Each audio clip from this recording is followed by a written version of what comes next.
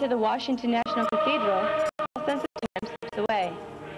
Construction of the cathedral began at the end of the 19th century, and for over 80 years, craftsmen painstakingly created each wall, each carving, and each spire completely by hand as a monument to the glory of God. But a cathedral is more than a great stone building. It is an expression of a community's faith in God. In 1955, a need was seen to adorn the cathedral with the color, warmth, and functionality of needlepoint kneelers. Luann Vega is the director of visitor services at the cathedral and a member of the cathedral's Needlepoint Guild. She says needlework adds to the cathedral's story. There's nothing just for pure decoration. So all of our kneelers, and we kneel to pray in this cathedral, and that's why we have the needlepoint kneelers, all of them fit into the chapel where they were made. Each one of the chapels has a message, and so the needlepoint fits in with that message. Individual volunteers from across the country have stitched each of the cathedral's 1,500 needleworks. The kneelers reflect a complete range of human experience. There's even a separate chapel with miniature furnishings and needlepoint to fascinate children. Things that children would delight in and understand. And of course there's Noah's Ark and angels and many other things that appeal to children. 10 miles away in Beltsville, Maryland, the Lutheran Church of the Abiding Presence offers a very different worship experience. The church has around 300 members, and its suburban setting contrasts with the Gothic grandeur of the cathedral. The Reverend Michael H. Taylor has been pastor of the church since 1980. In 1989, along with the congregation's president Frank Hickerson, Taylor oversaw the construction of a new, modern sanctuary. With faith in Jesus Christ, this work is begun, and this ground is broken in the name of the Father, and of the Son, and of the Holy Spirit.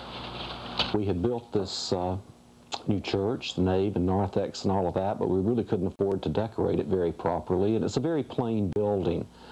And I kept trying to think of ways that would bring some color and vibrancy into the building. I happened to be looking at the Lutheran magazine, which is our national magazine, and I was seeing some articles about churches that were doing hand work, needlepoint cushions and things like that. So I came in one morning and was talking to my secretary, Dwiggins, and we got to discussing it and thought it was a great idea, you know, that would really be something we could do, get people involved, and add some beauty to the church. And then besides that, we had a very prominent member to die, Frank Hickerson, and we had a considerable amount of money that had been given in his memory. And I was also trying to figure an appropriate way to use that money, that it would be done in memory of him. I'm sort of a great researcher, so I went to the National Cathedral and started asking questions, and I am not really all that familiar with needlepoint. It was a new thing for me, and I went to them, and they started the ball rolling. We go out to them and say, look at your church. What is your message? What is the name? Is it St. Luke's? And so you want symbols of St. Luke. Is it a story of all saints? And what do you have in the fenestration around your windows? What do you have carved on the altar rail? What do you have carved on the baptismal font? What architectural feature is special? Maybe the arches, maybe one of the doors. There are all these extra things within the church that you don't even notice, that then by incorporating that onto your needlepoint, you've made something that belongs only to your church, exclusively to your church, and is a part of what it is you are about as you're worshiping and living and enjoying life within that church. A needlepoint committee was formed to consider all aspects of creating needlepoint kneelers for the sanctuary. Liz Morse was a member of the committee. I think the committee as a whole had come up with some ideas before we even chose an artist, a theme of the abiding presence. We got designers' names from all over the place. We got a few from the cathedral. We got a few from just talking to people. We kind of picked up names all over the place. And one of the names submitted to us was Mrs. Kapickian. I first heard about it when I received a letter from the woman who afterwards directed the whole project, inquiring about whether or not I knew, I think this is what happened, whether I knew some artists who might be interested in designing work for abiding presence. And of course I immediately thought of myself. Catherine Kapickian is an ecclesiastical artist and the director of the Center for Arts and Religion at Wesley Theological Seminary in Washington, D.C. Kapickian's designs cover a wide range of mediums, including textiles, stained glass, and needlework. The committee considered different ways to go about the project. Some designers do the design, paint the canvas, and prepare kits for the stitchers. However, Kapickian's expertise was in the designing of the cushions, not in the execution of a project like this. Going this route meant the church would need to locate a needlepoint shop to transfer the design to canvas, furnish supplies, and provide technical expertise. We were torn between taking the smoother, easier way and having kind of everything done for us and delivered back to us, or in effect, you know, going from Kathy to shop to upholster, you know, all ourselves. And it was a real temptation to go the other way, but yet we felt that Kathy's designs were so, they said so much. And Liz was very supportive and instrumental. I felt very strongly that Catherine Kapickian was the one that had the design that was far and above any of the others that were presented. Why is that? It just seemed to have a depth of theology that the others didn't have. The symbolism and just the total understanding of what we wanted in the project. Kapickian's theological background and artistic experience were attractive to the committee, and they decided to commission her to design the kneelers. She came and sat in the sanctuary a number of times, just went in there and sat and kind of took it all in, and that was, I think, very important in her end design. And I did not want to go in there and project some sort of interior landscape. And I did not want to compete with the space. And so my initial encounter with the space, what I saw were the two large round stained glass windows high up. And I saw the baptismal font at the entrance of the sanctuary, and it seemed to me that those two items were very significant in terms of determining how one would work within that space. And I saw all the blue in those two windows as the water of baptism.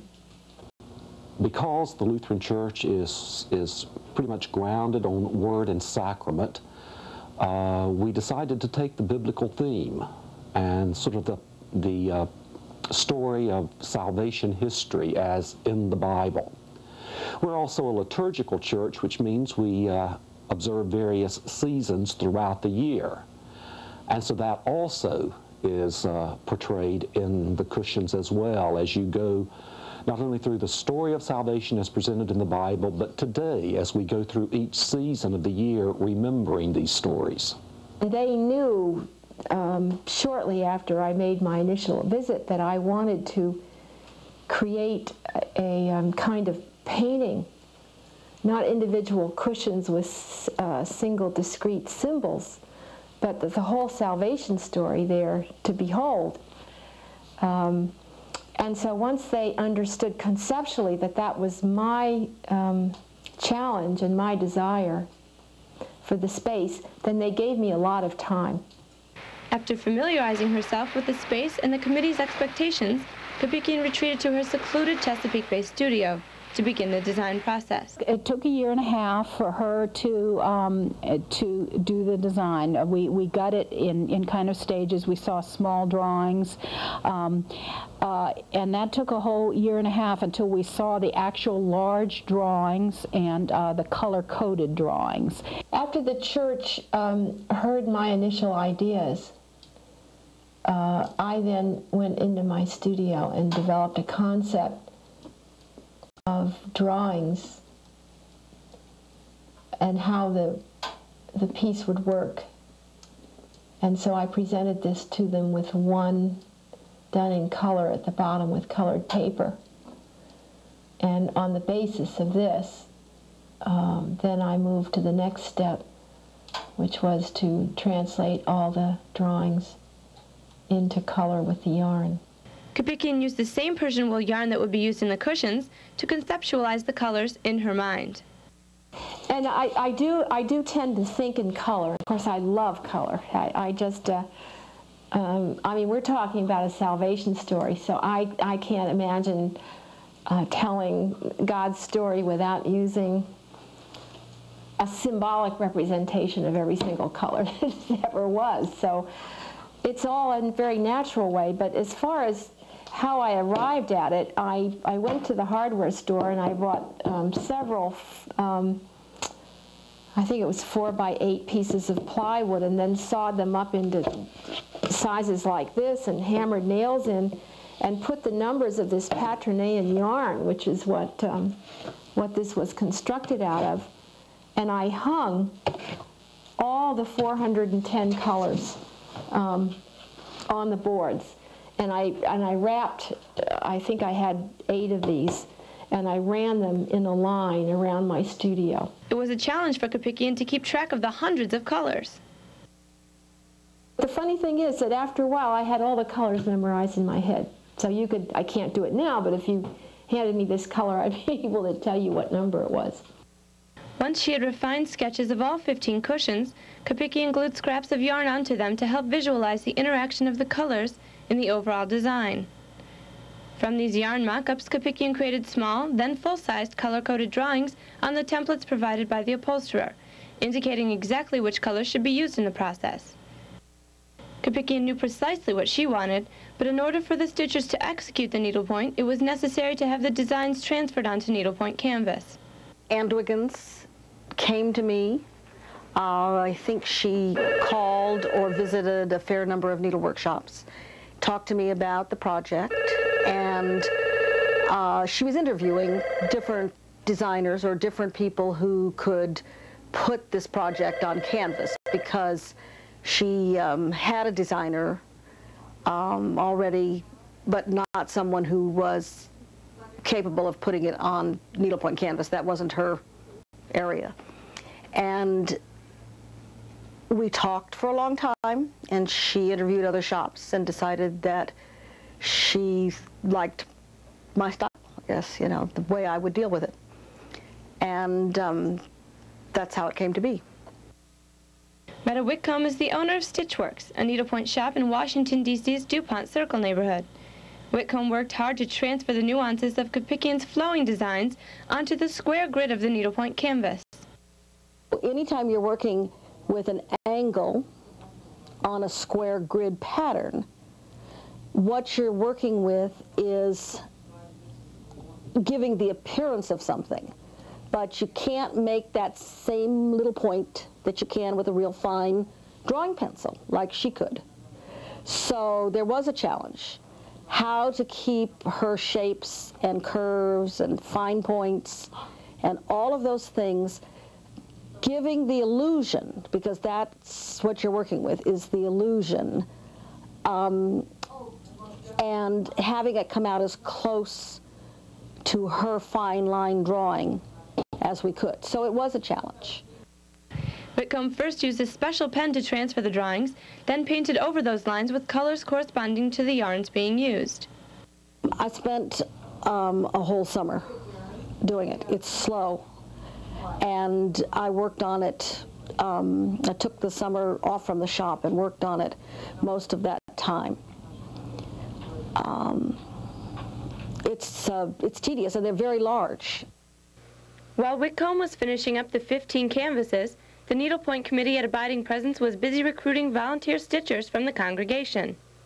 We'd been talking about this project and talking about it in the newsletter. They've been hearing about it forever, so they knew what it was about. And so we had a sign-up sheet, and we set up 4 classes, and people came. Well, I was kind of attracted to it. I thought it'd be a new way to learn be a good way to learn a new skill, because I've never done anything along these lines before. Just kind of thought it would be an interesting, neat thing to do. We held classes in the evening and taught everybody who was interested how to needlepoint. We had blank canvases for them learning the basic stitch. And then once they got that, we then gave them this 4x4 canvas with some colors of thread. And they took those home and worked on them. They brought them back to the next meeting. and we went over them and helped people who were having problems deal with those problems. You had to think constantly when you're first learning any new subject. You constantly have to have your mind in gear, and you can't be thinking about anything else. So for the first go-around, you didn't watch TV. You didn't necessarily talk to anybody else. You know, you learned. But we learned on small squares, and Meta would critique them and tell us what we did wrong and make us go backwards and redo them again and again until they were correct, which really helped a great deal. Although many of the volunteers had previously worked in needlepoint, few had done the basket weave stitch, which is commonly used for church kneelers. It works with the grain of the canvas and makes a much stronger piece of work when you finish, because the grain of the canvas and the yarn will then marry each other. That is, they will blend together and be very tight and be a firm background. When you think about the kneeler, people are going to be plowing down maybe 150 pounds, that's 75 pounds per knee, onto the kneeler, so they have to have a substance to withstand that weight. Once the volunteers perfected the basket weave stitch, the actual canvases were handed out. I remember I was really excited to start it. The canvas that they gave me was really appealing to me, and I don't know, I found it difficult to put it down once I started it. I'm not disciplined enough to put something down and go start another project. If I've got something going, I have to keep going at it. Kathy Peters is a member of Abiding Presence and has been stitching since the beginning of the project. Though Peters had never tried needlepoint before, she found it very easy to learn. Peters demonstrated the very intricate basket weave stitch. I'm going to take two lengths of thread, approximately 18 inches long, and I'm going to run them through the needle. Essentially what you do is you knot the thread and come through the front or the top of the canvas, go through and bring it up through the back of the canvas and cross over the stitches, and it goes at a diagonal, and you go up the crosswise threads at the diagonal, and then you come back down, and the stitches will be running this way, as in a weave, and then you come down, and then when you get to the end, you go right back up again. So essentially, when you can see the top stitch going across, that's what we call the ladder, and the bottom stitch was called a pole. What I'm going to do now is catch the thread, and I'm going to take the needle and run it through the back of the canvas, running it behind the stitches approximately 1 inch, and then slipping it or clipping it off. It's really hard to run the needle through the back of the canvas through the yarn, so what I've taken is a piece of leather, and I push the needle through the back end with this piece of leather, and then I pull it out, the needle out through the top with the needle nose pliers. Well, I looked at the diagrams they gave. It took me a long, long time, for example, to figure out what up rows. She was talking about going up rows and down rows, and it took me an awful long time to figure out what those were. In order to see the fine detail of their work, the stitchers agreed that a good light source is necessary. In fact, Kathy Peters did the majority of her needlepoint in the same chair near a window in her family room. I took the chair all the time. Yeah, I would be sitting in it, or they would want to sit in it, or one of my daughters would be sitting in it, and I'd say I need to have my chair because I wanted to work on it, and they got tired of having me hog the same chair all the time. It does take a lot of time, and she hasn't been doing it for a while, but when she was normally sitting there on the couch just stitching. And during soccer practices? During soccer practice, she would sit on the sidelines stitching. So far, all the canvases have really been good. Everybody has taken excellent care of them. One of them got wet, but it dried very well, and we just smoothed it out and left it dry flat. That's the most serious thing that has happened to them. And we've been walking on eggshells because you have to stop and figure. They're in 15 different homes. So every home has different things in it, and you don't know what can go wrong with them. So we've been stitching from October '94 to roughly 3.5 years of stitching. I'd kind of hoped that would go a little faster, but this is a tremendous area of stitching. I think, well, I don't want to give the figures. I'm not going to remember them exactly right off the top of my head, but it's a very large area of needlepoint to stitch. And I think someone figured that it takes roughly an hour to do a square inch, so you can see it's time-consuming. I probably spent anywhere from 1 to 2 hours a day on it for the most part. It became like a rigorous discipline, sort of. Kept working at it, and sometimes I began, I'm never going to get this done. Moore's cushion took almost 3 years to complete, and at one point he even began counting stitches to keep himself going. Well, the main picture, I remember I had 118,632 stitches in it, and the entire thing I came up with a number of 176,067. The sizes of the cushions and the speed of the stitchers vary, and because of this, some were finished faster than others.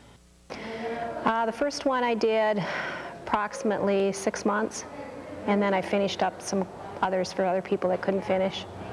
Spent 2 or 3 or 4 months on each one. Sue Snyder served as the stitching coordinator for the project. But my main job was just keeping in contact with all the stitchers, making sure they had no questions, making sure they had their yarns, their needle, you know, anything that they needed for the job. And if they were getting upset or disappointed or just bogged down, then you worked with them and pulled them back, you know, to the whole subject. And it worked well. You could get excited about what was going to happen, but you just really had no idea until now that we're seeing some of the needlepoint completed, and with the color, it just blows you away. As the volunteers completed their work, the canvases were returned to the needlepoint shop to be checked for missed stitches and other problems. My involvement since then, or more recently, has been to check the finished kneelers to make sure that there were no missing stitches. The people who've been stitching them have been very careful about that, but having missing stitches in needlepoint can be tough, especially along the line where you change color. Whitcomb marked the problems using straight pins. The missing stitches were then carefully woven into the existing work. Mr. Dwiggins has been doing most of the missed stitches in that you can weave in behind and then come up and do the one stitch and then weave back through, and that puts it in. After the cushions are perfected, they are sent to a needlepoint finisher to be blocked and upholstered. Whitcomb describes the blocking process. It's pinned onto a surface that's relatively easy to pin into, like Homasote or something like that. And it's made straight, usually by spraying the backing, excuse me, not the background, but the back of it, with water, or by holding steam, either from a professional steam machine or just from a steam iron, down low, very, very close to it. And what that does is it dampens that starch, which is holding this in shape, and it allows you to move the canvas. So you, on this Homasote or whatever you use as a blocking surface, you have straight lines, and you pin this down, usually with T-pins. You can use aluminum nails that don't rust. It's pinned on straight lines, pulled into shape, pulled back into shape. If you can't get it perfectly straight the first time, then you do it again. Nancy Lukowski of Fancy Work Finishing is the upholsterer for the project.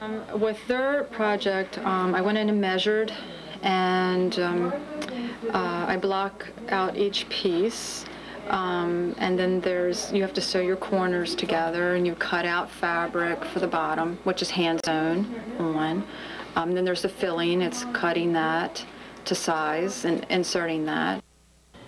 The upholstery process takes Lukowski from 3 to 4 weeks per cushion. Once they are finished, the cushions are returned to the church one by one.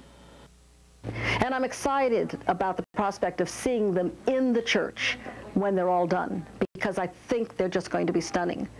Seeing that church and envisioning those all there I think that's the right backdrop for those particular designs, too. The cushions were designed to be a complete and continuous work of art, and participants found it difficult to pick a favorite. Oh, gracious. That's really hard to say at this point because they haven't all been completed. I'm really having trouble narrowing it down because they're all so vibrant, and they seem very different even though they're tied in together. But I particularly like, for example, the way the Exodus is portrayed, Noah and the flood. I guess I like them all. I really can't narrow that down. Probably Christmas. Christmas is a very pretty one, very dramatic, and shows you a lot. It really does. Tells you a lot in there. But the front ones have beautiful colors in them. The front three that go across the front of the altar, abiding presence cushions, they have very, very vivid colors in them, so it's really striking to look at. After years of planning and countless stitches, the cushions are nearing completion. When all 15 cushions are finished, the Lutheran Church of the Abiding Presence will have a stunning work of art dedicated to the glory of God, not to mention something to kneel on. I think it was a good idea because I sometimes slip kneeling on the floor, and I think that older folks would really liked it. We asked Rich Moore what he thought about people kneeling on his cushion. I might have a heart attack. If anything happens to it, I think a lot of us might just have a few heart palpitations or something. Stitchers say they took away more from the project than just stitching skills.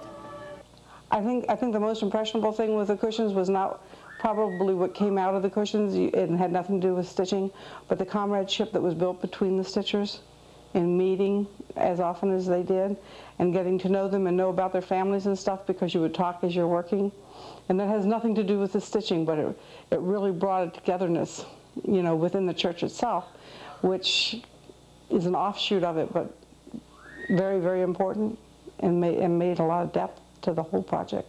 And I think that it's just a really good feeling to know that you're doing something that's really extraordinary, really special, something that's going to be around for a couple of 100 years, a work of art that can be appreciated by so many people in the years to come as well.